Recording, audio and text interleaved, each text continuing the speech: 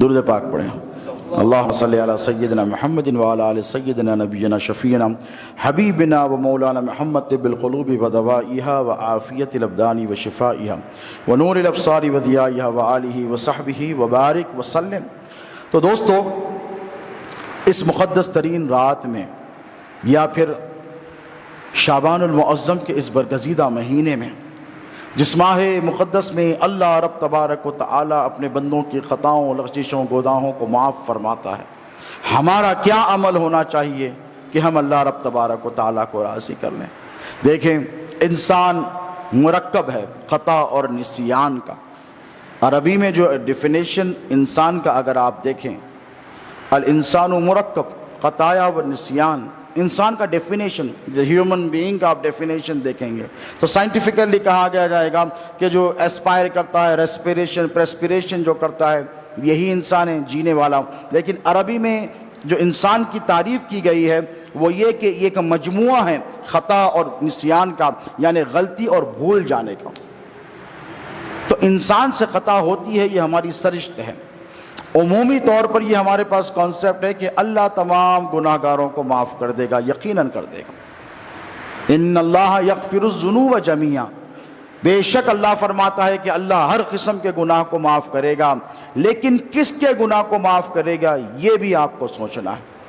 ہم یہ سمجھتے ہیں کہ وہ تو معاف کرنے والا ہے، وہ غفور ہے، وہ رحیم ہے، وہ رحمان ہے کہ نہیں، وہ ہر قسم کے گناہ معاف فرمانے والا ہے، تو پھر ہمیں ڈرنے کی کیا ضرورت ہے؟ تو دوستو نہیں، بات یہ نہیں ہے، بات یہ کہ اللہ گناہگار کی توبہ قبول نہیں کرے گا اس وقت تک جب تک کہ وہ توبہ نہیں کر لیتا۔ گناہگار بخشا نہیں جائے گا، توبہ کرنے والا گناہگار بخشا جائے گا۔ بات سمجھ میں آ رہی ہے آپ کی؟ صرف گناہ کر بیٹھ گئے اور اللہ کی بارگاہ میں رجوع نہیں کیا تو سمجھیے کہ سب کچھ ختم ہو گیا، اس کے بعد کچھ ملنے والا نہیں۔ حضرت سیدنا امام اعظم ابو حنیفہ رضی اللہ تعالیٰ عنہ، سب جانتے ہیں نا، اکثر و بیشتر یہاں پر حنفی ہیں، مسجد میں تشریف لے گئے، عالم دین کے لباس میں علماء کو حکم ہے کہ وہ جب خطاب کے لیے ممبر پر آئیں تو اچھے کپڑے پہنیں، خذوا زینتکم، اچھا لباس پہنیں تاکہ اس کا اچھا اثر پڑ سکے۔ یہ فقہاء کرام نے فرمایا ہے۔ مسجد میں آئے اور مسجد میں آ کر خطاب وغیرہ فرمایا، پھر رات کے ایک حصے میں تہجد سے پہلے پھر مسجد میں فقیرانہ پھٹا ہوا لباس پہن کر آ گئے، اور پھٹا ہوا لباس پہن کر آ کے داڑھی کے بالوں کو ایسے پکڑا اور پکڑ کر کہہ رہے ہیں کہ اے اللہ، تو تو جانتا ہے کہ ابو حنیفہ بڑا گناہگار ہے، بے دنیا کے سب سے بڑے عالم گزرے ہیں، متقی اور پرہیزگار گزرے ہیں، ان کے علم کا کوئی مقابلہ نہیں کر سکتا۔ میرے نبی نے فرمایا کہ اگر میری امت میں ایسا بھی شخص آئے گا کہ علم اگر ثریا ستارے پر ہو تو وہاں پر بھی جا کر حاصل کرے گا، اس کا نام نعمان بن ثابت ہوگا۔ ایسے جلیل القدر عالم دین جن کی بشارتیں میرے نبی نے ارشاد فرمائی ہے، وہ اپنی داڑھی کو، بالوں کو پکڑ کر کہتے ہیں کہ مولا، یہ بڑا مجرم ہے، اس کے گناہوں کی مغفرت فرما دے، یہ بڑا شرمندہ ہے، مولا اسے معاف کر دے، اور بے ہوش ہو جاتے ہیں، اور بے ہوش ہو کر اٹھ کر کہتے کہ اگر اللہ قیامت میں حشر کے میدان میں ابو حنیفہ کی مغفرت کر دے تو یہ بہت زیادہ عجیب بات ہوگی۔ کیا عجیب بات تھی جنہوں نے زندگی اللہ رب تبارک و تعالیٰ کی اطاعت میں گزاری۔ تو دوستو یاد رکھیں کہ توبہ کس شے کو کہتے ہیں اور استغفار کس شے کو کہتے ہیں۔ حضرت سیدنا عبداللہ ابن مسعود رضی اللہ تعالی عنہ جلیل القدر صحابی رسول ہیں، وہ فرماتے ہیں کہ حضور نے سے کسی نے سوال کیا کہ یا رسول اللہ، توبہ کیا ہے؟ تو حضور نے بڑا 2 جملوں میں بات کی، 2 جملے بھی نہیں، 2 لفظوں میں حضور نے توبہ کا کانسیپٹ ساری امت کو قیامت تک کے لیے سمجھا دیا، اور ارشاد فرمایا الندم توبۃ، فرمایا ندامت ہی توبہ ہے۔ نادم ہو جانا،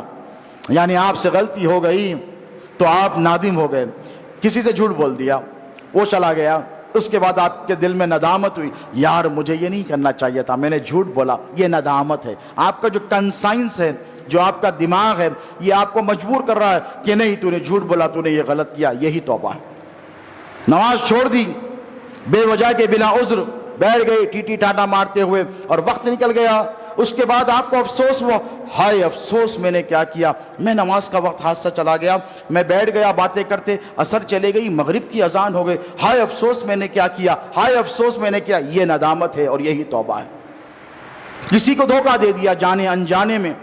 اور وہ دھوکہ ہو گیا، اور اس کے بعد آپ کے دل میں ندامت کا جذبہ ظاہر ہوا، ارے مجھے دھوکہ نہیں دینا۔ ہوتا ہے کہ نہیں پتہ ہی، ماں باپ کو دھوکہ دے دیا، کبھی دوست کو دھوکہ دے دیا، جھوٹ بول دیا، یعنی کچھ فحش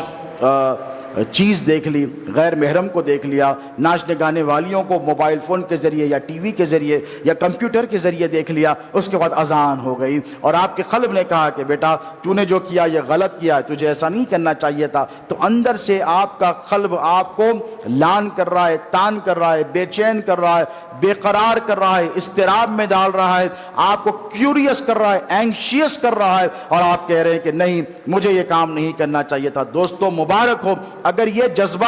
آپ کے قلب میں ہے تو سمجھو کہ آپ کے سینے میں ایمان زندہ ہے،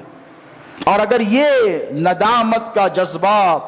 خدا نخواستہ بعد النخواستہ اگر یہ ہمارے قلب سے ختم ہو جائے، یعنی گناہ کیا، جھوٹ بولا، پرواہ ہی نہیں، who cares، ہونا تھا ہو گیا، آئی ڈونٹ کیئر، جھوٹ بول دیا، غلط چیز دیکھ لی، غیر محرموں پہ نظر ڈال دی،